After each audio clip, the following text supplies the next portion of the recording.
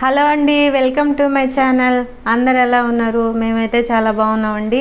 మీరు కూడా బాగుండాలని మనస్ఫూర్తిగా కోరుకుంటున్నాం. ఫస్ట్ టైం మా ఛానల్ చూస్తుంటే ఎవరైనా సబ్స్క్రైబ్ చేసుకోండి. మేమైతే నిన్న మొన్న అరిసెలు చేసుకున్నాము. ఈరోజైతే మా కోట ఆడబిడ్డకి అరిసెలు కజ్జికాయలు చేస్తున్నామండి. అరిసెలు మురుకులు నేను చేసినాయి కాబట్టి వాళ్ళు చేసినవి నేను చూపించలేదు. మమ్మీకి కోల్డ్ వల్ల ఈరోజు వాయిస్ ఓవర్ నేనే ఇస్తున్నాను అనమాట. కజ్జికాయలు పిండి తయారు చేసుకోవడానికి కావాల్సిన పదార్థాలు: కేజీ గోధుమ పిండి, అర కేజీ ఉప్మా రవ్వ, 150 గ్రాములు అమూల్ బట్టర్ అన్నమాట. కొంచెం సాల్ట్ వేసుకొని కలుపుకోవాలి. కజ్జికాయల లోపల ఫిల్లింగ్ చేసుకోవడానికి కావాల్సిన పదార్థాలు: 50 గ్రాముల బాదం పప్పు, 100 గ్రాముల జీడిపప్పు, 1/2 కేజీ నువ్వులు, అర కేజీ బెల్లం, అర కేజీ తినేశనగపప్పు, 4 గిన్నెలు కొబ్బరి, 15 యాలకులు. ఇవి మేము వేసుకున్న పదార్థాలు. ఎక్కువగా ఉంటే హెల్తీగా టేస్టీగా బాగుంటాయని చెప్పి నార్మల్గా అయితే కొబ్బరి, శనగపప్పు, చక్కెర వేసుకుంటారు. మీరు అలా కూడా ట్రై చేయొచ్చు. పిండి అయితే బాగా మెత్తగా అయ్యేంత వరకు కలుపుకోవాలి. మనం బటర్ యూస్ చేసి పిండి కలుపుకుంటాం కాబట్టి అది బాగా నానాలి. దాన్ని కలుపుకొని మెత్తగా వచ్చేలాగా 1 గంట సేపు అయినా పక్కన పెట్టుకోవాలన్నమాట. నార్మల్గా అయితే మైదా పిండి వాడతారు, మనం గోధుమ పిండితో కూడా చేసుకోవచ్చు. మేము అత్త వాళ్ళ ఇంట్లో ఇవన్నీ చేస్తున్నాం అన్నమాట. మేము వెళ్ళే లోపల అత్త పిండిని అయితే కలపడం స్టార్ట్ చేసేసింది. పిండిని కలిపేశాక ఇలా కాసేపు పక్కన పెట్టుకోవాలన్నమాట, 1 గంట సేపు వరకు. అది కొంచెం బాగా నానాలి కాబట్టి. ఈలోపు మనం మన స్టఫింగ్ని తయారు చేసుకుందాం. ముందుగా నువ్వులను అయితే దోరగా వేగించుకోవాలి. మన నువ్వులు వేగినప్పుడు ఫస్ట్ చిటపట అంటాయన్నమాట. మీరు వాటిని నోట్లో వేసుకొని తింటే మెత్తగా ఉండేది కొంచెం కరకర తగులుతుంది. అప్పుడు మన నువ్వులు వేగిపోయాయి అని చెప్పి మనం ఆపేయచ్చు. పైకి తీసుకెళ్లే ముందు ఇవన్నీ ఇక్కడే రెడీ చేసుకుంటున్నాం అన్నమాట. మమ్మీ అయితే ఆ నువ్వులు వేపుతూ అత్తతో మాట్లాడుతూ ఉంది. నేను ఈ లోపల ఈ వంటిల్లు అనేది వీడియో తీశానమాట. నువ్వులు వేగిపోయిన తర్వాత జీడిపప్పులు, బాదం పప్పులు ఇందాక కట్ చేసుకున్నవి నెయ్యిలో వేసి బాగా వేగించుకోవాలి. ఇక్కడి నుంచి అయితే అత్త చేస్తుందన్నమాట.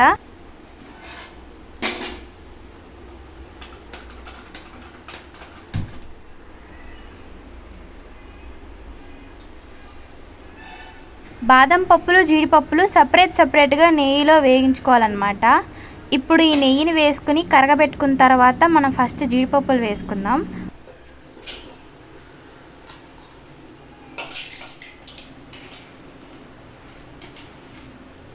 ఈ జీడిపప్పుల్ని మనం సన్నగా కట్ చేసుకున్నాం కాబట్టి ఇవి తొందరగా మాడిపోతాయని చెప్పి కొంచెం వేసుకొని వేగించుకోవాలన్నమాట. చూసుకుంటూ వేగించుకోవాలి. అందుకనే అత్త కొంచెం వేసి వేగిస్తుంది.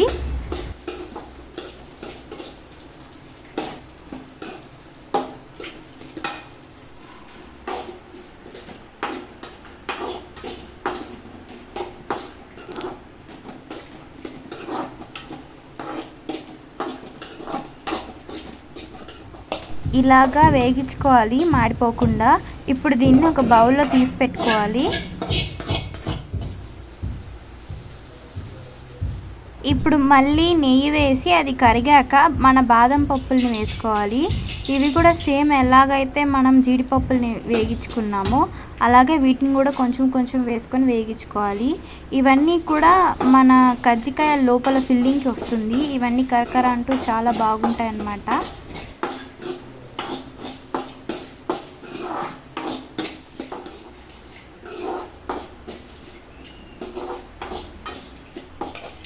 ఇవి కూడా పూర్తయిపోయాయి అన్నమాట. ఇందాక జీడిపప్పులు ఏ బౌల్లో అయితే వేసుకున్నామో అదే బౌల్లో ఇవి కూడా అత్త వేసేసింది అనమాట. అవి ఎలాగో మొత్తం అత్త కలిపేస్తుంది లాస్ట్కి, అందుకని ఒకే బౌల్లో వేసింది. దీని తర్వాత తినేశనగపప్పు, దాన్ని పుట్నాల పప్పు అని కూడా అంటారు. ఇప్పుడు దాన్ని పొడి చేసుకుందాము.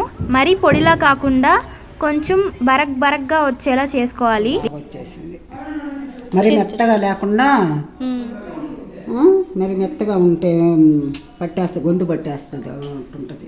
మెత్తగా లేకుండా కొంచెం రవ్వగా వేసుకుంటే బాగా. దీన్ని పక్కన పెట్టుకొని దీని తర్వాత కొబ్బరిని డైరెక్ట్గా మిక్సీలో వేసుకోకుండా దంచుకొని అప్పుడు మిక్సీ పడుతున్నాము. అలా దంచుకొని మిక్సీ పట్టుకోవాలి. 15 యాలకులు వేసుకొని కొబ్బరిలోనే మిక్సీ పట్టేసుకోవాలి. కొబ్బరిలో 15 యాలకులు ఈ మిక్సీలో వేసుకొని దీన్ని కూడా మిక్సీ పట్టేసుకోవాలి. కొంచెం పంటికి తగిలేటట్టు, మెత్తగా కాకుండా కొంచెం పంటికి తగిలేటట్టు వేసుకుంటే చాలా బాగుంటుంది. ఇప్పుడు ఆ కొబ్బరిని పక్కన పెట్టేసుకుని నువ్వులను మిక్సీ పడుతుంది. మిక్సీ పట్టుకున్న తర్వాత ఇంతే బాగా వేయించుకొని ఇట్లా మెత్తగా లేకుండా కొంచెం బరగ్గా మిక్సీ పట్టుకుంటే చాలా బాగుంటుంది. ఇలా నల్లగొట్టుకున్న బెల్లాన్ని ఆ నువ్వుల పిండిలో కొంచెం వేసి మిక్సీ పట్టేసేసుకునేది. బెల్లం వేసిన తర్వాత ఇలా వస్తుంది పొడి పొడిగా. నువ్వులని పొడి చేసుకున్న తర్వాత బెల్లంని కొంచెం కొంచెం యాడ్ చేసుకుని అయితే అత్త మిక్సీ పట్టేసింది. సపరేట్గా 2 బ్యాచ్లుగా పట్టిందనమాట. ఇంకా మన కజ్జికాయల కోసం స్టఫింగ్ కోసం అయితే పొడిలన్నీ పూర్తి చేసుకున్నాము. ఇవన్నీ పైకి తీసుకెళ్ళిపోయాయి అనమాట. ఇవన్నీ ఒక పెద్ద బౌల్లో ఇప్పుడు కలుపుకుంటాము. అన్నీ కలిపేసి అత్త చూపిస్తుంది. ఇప్పుడు కేజీ గోధుమ పిండి వేసుకున్నాను. అరకిలో బాంబే రవ్వ వేసుకున్నాను. 150 గ్రాములు అమూల్ బటర్ వేడిగా కాసి కొంచెం ఒక్కరోజు చల్లారిన తర్వాత గోరువెచ్చగా వేసి కలుపుకునేసి దాన్ని నానబెట్టుకున్నాను. వాటర్ దానికి తగినంత వాటర్ గోరువెచ్చగా చేసుకొని తగినంత వాటర్ దాంట్లో కలుపుకున్న సాల్ట్ దానికి తగినంత సాల్ట్ వేసుకున్నాను. గోరువెచ్చని నీళ్ళతో కలిపి బాగా ముద్ద చేసి బాగా మెత్తగా వచ్చేటట్టు బాగా మెత్తగా కలిపి ముద్ద చేసి దీని మీద ఒక ప్లేట్ మూత పెట్టేసాను. ఒక అరగంట నానబెట్టేసాను. ఇప్పుడు మళ్ళీ దీన్ని బయటికి తీసి మూత తీసేసి దీన్ని బయటికి తీసి చిన్న రోకల బండతో బాగా దంచుకుంటే బాగా స్మూత్గా బాగా వస్తుంది. లోపల స్టఫింగ్కి రెడీ చేసుకుంటున్నాము.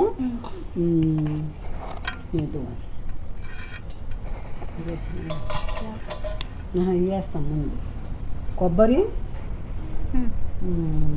4 కొబ్బరి గిన్నెలు, యాలకులు 15 యాలకులు వేసి కొబ్బరి మిక్సీ పట్టుకున్నాము. తినే శనగపప్పుని సాయిపప్పు అని కూడా అంటారు, పుట్నాల పప్పు అని కూడా అంటారు. ఇది సాయిపప్పు పౌడర్ చేసుకొని కలుపుకుంటున్నాము.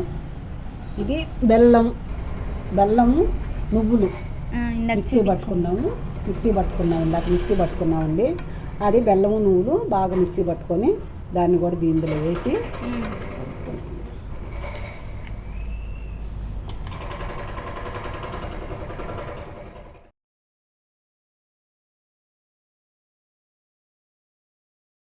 జీడిపప్పు బాదం పప్పు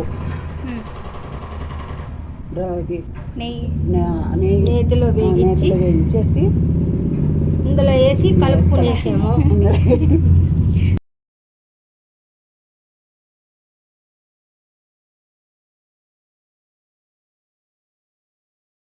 వేసి దీనిలో వేసి కలుపుకునేస్తాం.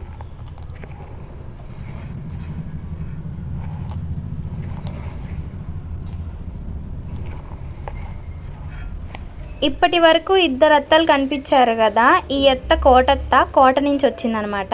ఏమండి మా అమ్మాయి చపాతీ చేసే చెక్కిమంటే అరిసెలు వస్తే చెక్కిచ్చిందండి. అందుకే నవ్వు వస్తుంది మాకు, నవ్వుకుంటున్నామండి. ఇంకా అన్నీ పూర్తయిపోయాయి. మనం ఆ పిండిని అయితే చపాతీలాగా చేసుకొని వాటిలో మన స్టఫింగ్ని వేసుకోవాలన్నమాట. ఇవి కజ్జికాయలు ఒత్తుకునే చెక్కలు అన్నమాట. ముందుగా అయితే వాటికి పిండి పూసుకోవాలి. అలా పిండి పూసుకుంటే అంటుకోకుండా వచ్చేస్తుంది. ఆ పిండిని కూడా చపాతీలాగా ఒత్తుకోవాలి. వాటికి కూడా కొంచెం పిండి వేసుకోవాలన్నమాట, ఏవి అంటుకోకుండా ఈజీగా రావడానికి. అత్త వాళ్ళైతే అన్ని గోధుమ పిండితోనే చేస్తున్నారు. మైదా పిండి ఒకవేళ మీరు మైదా పిండితో పిండి చేసుకుంటే మైదా పిండినే పుయ్యండి. ఈ కజ్జికాయలు ఒత్తుకునే చెక్కల కన్నా కొంచెం ఎక్కువ సైజుతో మనం చపాతీలాగా ఒత్తుకోవాలి. ఎందుకంటే అది తక్కువ ఉంటే లోపల స్టఫింగ్ ఊడిపోతుంది. అలా కాకుండా ఎక్కువలా చపాతీ ఉంటే మాత్రం అది మనం ఈజీగా తీసేసుకోవచ్చు, గట్టిగా పడుతుందన్నమాట. స్టఫింగ్ పెట్టుకున్నాక ఆ సైడ్స్ అనేవి వాటర్తో అలా ఒత్తుకుంటున్నారు అది అంటుకోవడానికి. మనం స్టఫింగ్ని 1.5 స్పూన్ వేసారు అత్త వాళ్ళైతే. అంటే మనం ఎక్కువ కాకూడదు, మరీ తక్కువ కాకూడదు. ఎంత సరిపడా ఉంటే అప్పుడు కరెక్ట్గా వస్తుంది. లేదంటే మనం వాటిని ఆయిల్లో ఫ్రై చేసుకునేటప్పుడు అవి పగిలిపోతాయి అన్నమాట. అందుకని మనం చూసుకొని నీట్గా వేసుకోవాలి. ఇదిగోండి చూడండి అది ఎలా వచ్చిందో, చాలా బాగా వచ్చింది. యాక్చువల్గా అత్త వాళ్ళైతే పైన కింద కొంచెం కట్ చేస్తున్నారు, అది అలా ఉంటే బాగోదని చెప్పి. చాలామంది అలాగే ఉంచేస్తారు. మీరు ఉంచొచ్చు లేక కట్ చేయొచ్చు, అది మీ ఇష్టం.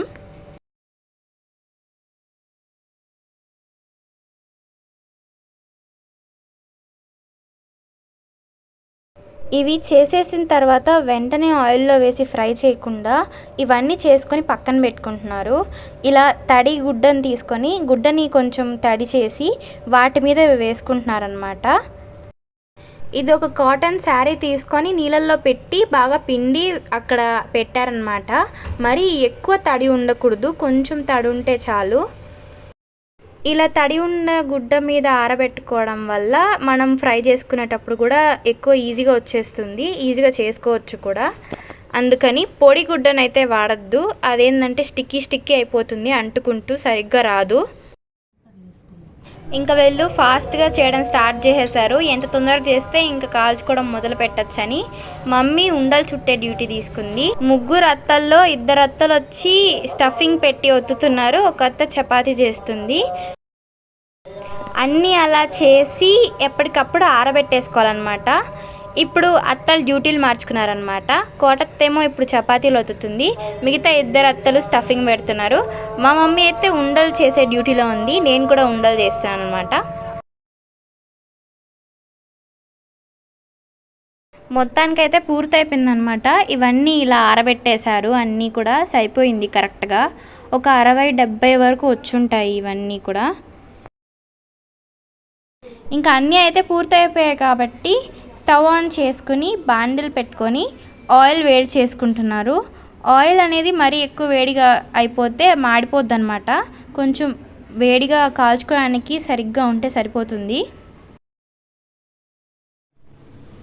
ఆయిల్ వేడెక్కిపోయిందనమాట. చూసుకుంటూ అంటుకోకుండా ఒక్కొక్కటి వేసుకోవాలి. ఆయిల్ వేడెక్కాక మంట తగ్గించుకొని మనం వేసుకోవాలి, లేదంటే మాడిపోతాయి. అందులో ఇవేంటంటే ఫ్రై తొందరగా అయిపోతాయి అన్నమాట. కాబట్టి మనం మాడిపోతుందో లేదో చూసుకుంటూ ఉండాలి.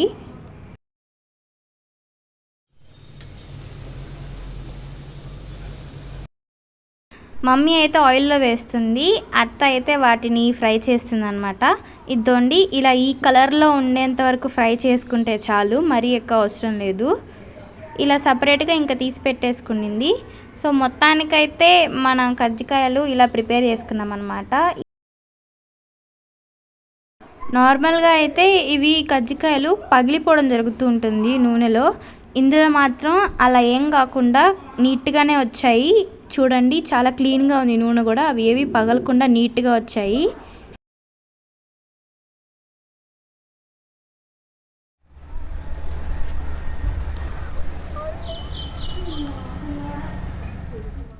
మన కజ్జికాయలు అయితే ఇలా పూర్తయిపోయాయి అన్నమాట. ఇంకా అయితే వీళ్ళు చేయాల్సినవి ఉన్నాయి, కానీ మనం ఎలా చేయాలో తెలుసుకున్నాం కాబట్టి వీడియో ఇంతటితో అయిపోతుంది. ఇలాగైతే ఇలా మన సంక్రాంతి కోసం చేయాల్సిన పిండి వంటలన్నీ పూర్తయిపోయాయి అన్నమాట. ఈరోజు లాస్ట్ డే. అందరికీ అయితే భోగి, సంక్రాంతి, కనుమ అడ్వాన్స్గా శుభాకాంక్షలు. మమ్మల్ని ఇలాగే సపోర్ట్ చేయాలని కోరుకుంటున్నాము. మా వీడియో కనుక మీకు నచ్చినట్టయితే లైక్ చేయండి, షేర్ చేయండి, సబ్స్క్రైబ్ చేయడం మర్చిపోవద్దు.